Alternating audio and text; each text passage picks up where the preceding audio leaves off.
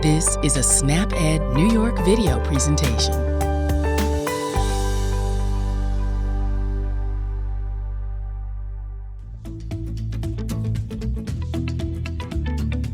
Good afternoon. Thank you for joining us for another episode of Ask the Experts Nutrition Edition. My name is Lisbeth Irish and I'll be your host today. I'm a registered dietitian with the New York State Office for the Aging and the program manager for our agency's Older Adults SnapEd program. You'll hear me refer to our agency as NYSOFA because NYSOFA is the abbreviation, and if you say that abbreviation like a word, it's NYSOFA. I have Laura Brown with me today. Laura is a registered dietitian nutritionist and the project director for the Senior Nutrition Program at the Onondaga County Department of Adult and Long-Term Care Services. Laura teaches the NYSOFA SnapEd workshop, 10 Tips for Older Adults, in the Onondaga region. Oneida, Madison, and Shenango counties are also part of that NYSOFA SnapEd region. Laura earned her master's degree in nutrition science and master's degree in accounting at Syracuse University. Welcome, Laura. Hi, Lisbeth. Thank you for having me here. It's a pleasure to be here today. In today's episode, we're going to talk about how to vary the protein sources in your diet. We're going to ask our expert, Laura, to share her thoughts and expertise on this subject, as protein can be a challenge when you have a limited budget. It often can be the most expensive part of a meal, too. So, Laura, let me ask you, why do we need protein, and how much protein do older adults need? Protein provides many functions in our body. It is essential for providing energy, keeping you full longer, building and repairing muscle, and fighting infection. Protein is also an excellent source of iron and zinc, which are essential minerals for our body's function. The amount of protein you need depends on your age, biological sex, and level of physical activity. So for a woman 51 years or older with a low physical activity level, she's going to want to aim for about 5 ounce equivalents per day. And for a man of the same age and activity level, it's 5.5 ounce equivalents per day. Now, if someone's more active and getting about 30 minutes of moderate exercise on most days or more, then their protein needs will be higher. Laura, how much higher would their protein needs be if they're more active? Is it a lot more or just a little more? It probably will only be a moderate amount more, but a best way to determine that is for someone to work with a dietitian, a registered dietitian, to calculate and determine your needs, because your calorie needs will vary based on your age, your biological sex, and your activity level. So a registered dietitian is the nutrition expert and professional that can best help evaluate this to give you the number of calories and protein that would be most appropriate for you. Another question is, SnapEd teaches people to vary their protein sources. Why is that? So there are both plant and animal sources of protein, and most adults in the U.S. eat too much animal protein, which can contain unhealthy fats. And these are ones we want to avoid or limit. SnapEd encourages smaller portions of lean meats and recommends including fish, which offers healthy fats in certain varieties. On the other hand, many adults eat too little plant protein. Plant protein foods are naturally low in unhealthy fats and provide many of the same nutrients as meat, poultry, and fish. Additionally, they're rich in fiber, folate, and potassium, making them an important part of a healthy eating style. Because of their high nutrient content, SnapEd emphasizes it is important to eat plant protein foods more often. What are 3 healthy sources of protein to eat if you're on a tight budget? Some good examples I often recommend would be canned tuna, beans and peas, and nuts and seeds as affordable, nutritious protein options. There are many more to choose from, but these are just a few examples. Thank you, Laura. Laura's now going to assist us with answering some questions from our viewers. Our first question is, I like nuts and nut butter for protein, but they're high in fat. Does that mean they're not a good choice? No, nuts and nut butters are actually good choices for protein. Many nuts and seeds contain healthy fats, specifically unsaturated fats, which can help lower LDL cholesterol or the bad cholesterol. So it's important to focus on getting most of your fat from unsaturated foods. However, you want to make sure to check the ingredients list and avoid nut butters that list hydrogenated or partially hydrogenated oils. These are a trans fat, which are an unhealthy fat and can increase your bad cholesterol.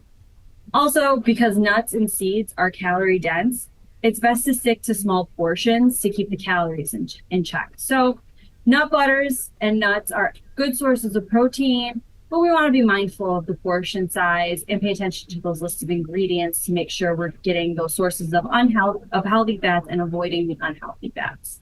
Our second question is, I get confused. The message changes over the years. Is it okay to eat eggs with the yolk? That's a good question. I get that one a lot too. Yes, eating an egg per day on average does not increase your risk of heart disease. Eggs, including the yolk, can be a great part of your diet. Recent research has shown that the dietary cholesterol, like that found in yolks, has less impact on blood cholesterol levels than we once believed. Egg yolks are also rich in essential nutrients like vitamin B12, vitamin D, vitamin A, iron, zinc, and healthy fats. However, since the yolks do also contain levels of saturated fat, which is the unhealthy fat, if you're eating more than one egg per day, you may want to include some egg whites to balance out your intake and limit your saturated fat. Oh, so you would eat one whole egg and then maybe use egg whites to make up the extra eggs? Yes, that's a good strategy to be mindful of the saturated fat and also get the benefits of the added nutrients that those egg yolks provide. And it's also really important to think about if you are someone who may have heart disease or run a risk of heart disease, and you should consult with your doctor to get any individual advice you might need when it comes to monitoring your saturated fats. The third question is, don't you have to combine different kinds of plant proteins in the same meal for the body to use the protein? In the past, this idea, which is known as protein combining, suggested you needed to combine different plant proteins at the same meal in order to get all the essential amino acids. Amino acids are the building blocks of protein. However, we know now that if you vary your protein sources as part of a healthy eating style, you'll naturally get the full range of essential amino acids throughout the day. And your body is able to make use of those essential amino acids to do the building blocks of protein so you can get the adequate protein you need. This is why SNAP-Ed encourages a diverse intake of protein sources, including both plant and animal options, so that you can meet your daily nutritional needs. Laura, you've given us some very helpful information today. Thank you so much for sharing your time and expertise with us. Thank you again for having me. I hope everyone was able to learn some new information. For more nutrition information, be sure to check out snapedny.org. You'll find some wonderful tips and recipes on that website. SNAP-Ed programming provides free education for those who are eligible for SNAP or currently receive SNAP benefits. To find out if SNAP-Ed programs like the one Laura does are available in your area, call New York Connects at 800-342-9871. You can also find out more on the SNAP-Ed page of NYSOFA's website.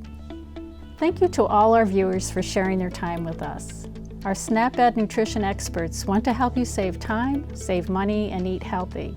We know that healthy choice isn't always the easiest choice, but small changes can make a big difference, and we hope you've learned some new ways to make some small changes. This episode of Ask the Experts was funded by the United States Department of Agriculture's Supplemental Assistance Program, SNAP. This organization is an equal opportunity provider. And one final note, be sure to watch a new episode of What's Cooking with NYSOFA, premiering the last Friday of the month at 12:30. Wendy Beckman, one of my colleagues at the New York State Office for the Aging and a registered dietitian, will be demonstrating how you can make delicious, healthy, home-cooked meals that won't break the bank. Join us next time for a new episode of Ask the Experts Nutrition Edition. New episodes premiere the second Friday of each month at 1 p.m. on the NYSOFA Facebook and YouTube page. Thanks for watching.